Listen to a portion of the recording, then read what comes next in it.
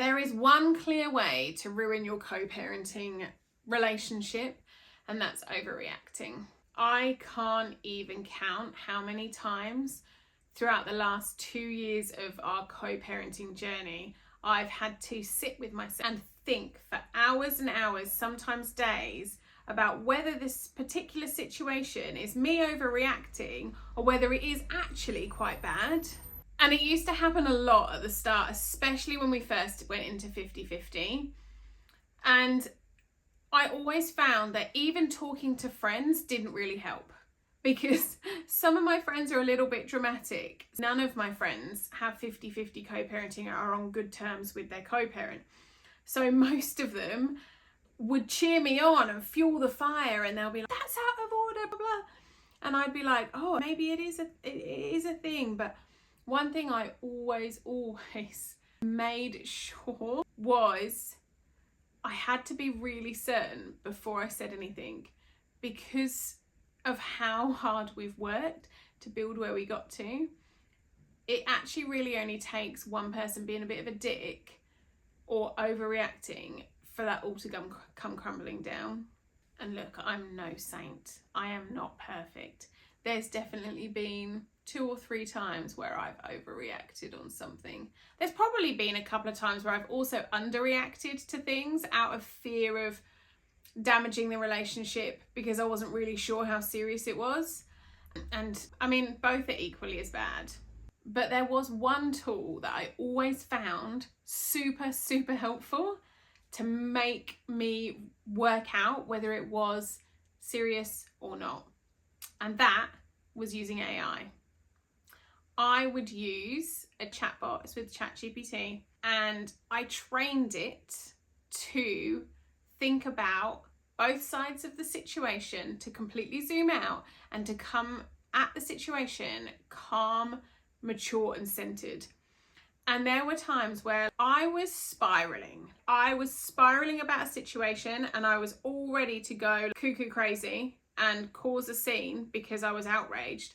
And then I'd talk to the chatbot about it and realise, actually, Lise, it's not quite as bad as you're making it out. Have a think about it on the other side. And actually, here's how to approach it.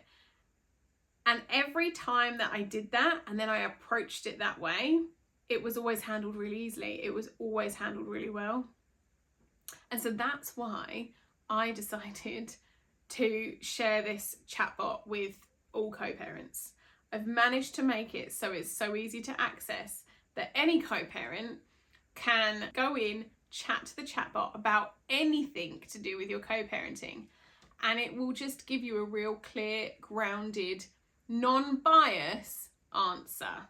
And I want to give you some examples that I have used this chatbot for, because maybe you can relate to it too.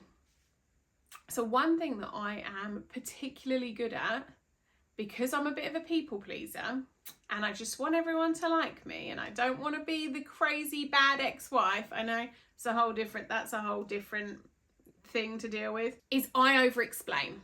When I ask for something, I over-explain, which means my text messages get very long, very wordy. Now, my co-parent doesn't like wordy, straight to the point, no fluff, just ask for it.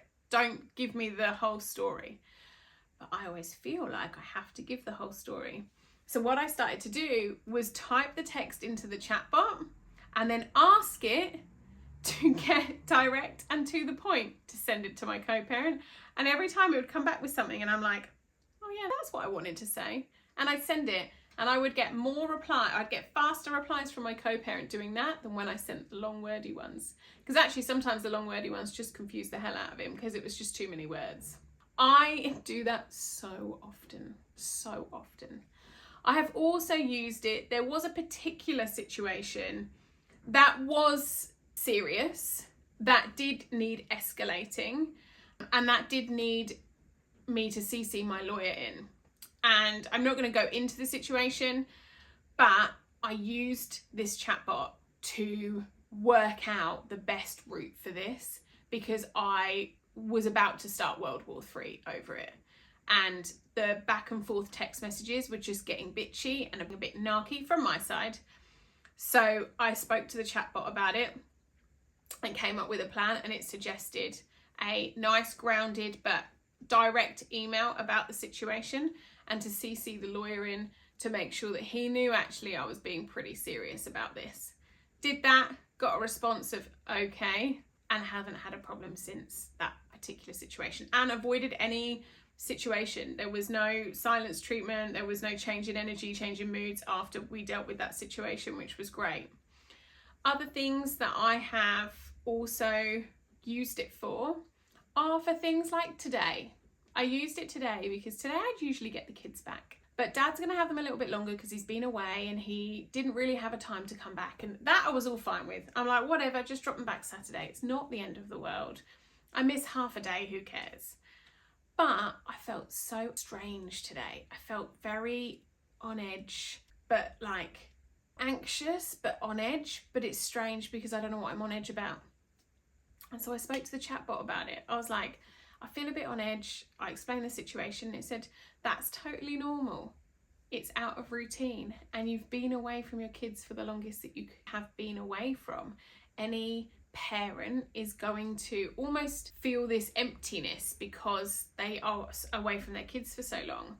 And it just gave me some ideas to do. So it said put some calm music, lo-fi or meditation music on in the background, get through your work, and then go and do some stuff that gets you excited. It also suggested lighting a candle and doing my journaling. And do you know what? It's all the stuff that I knew to do, but I just couldn't work out that I needed to do it at that time.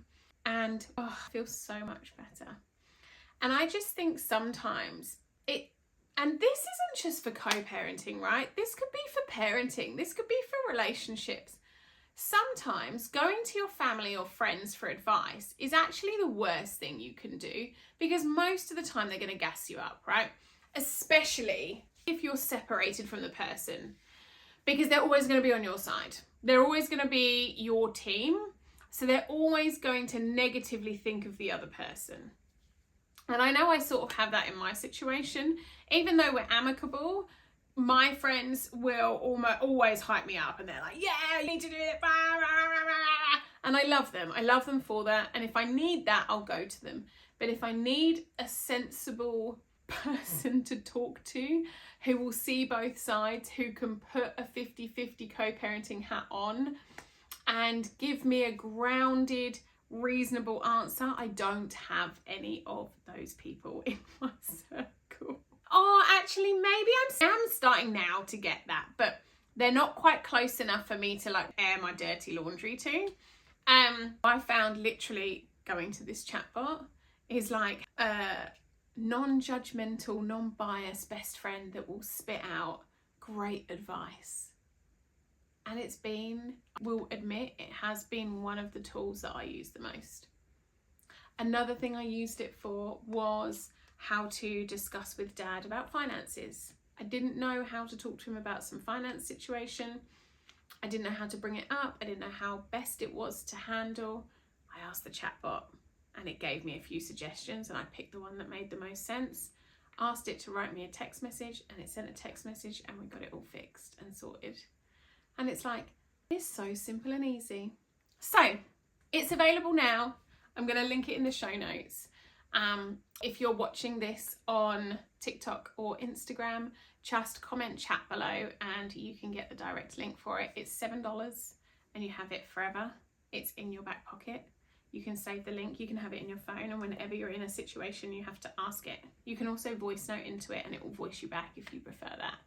But it has without a doubt been the best tool that I have had to help maintain a peaceful co-parenting.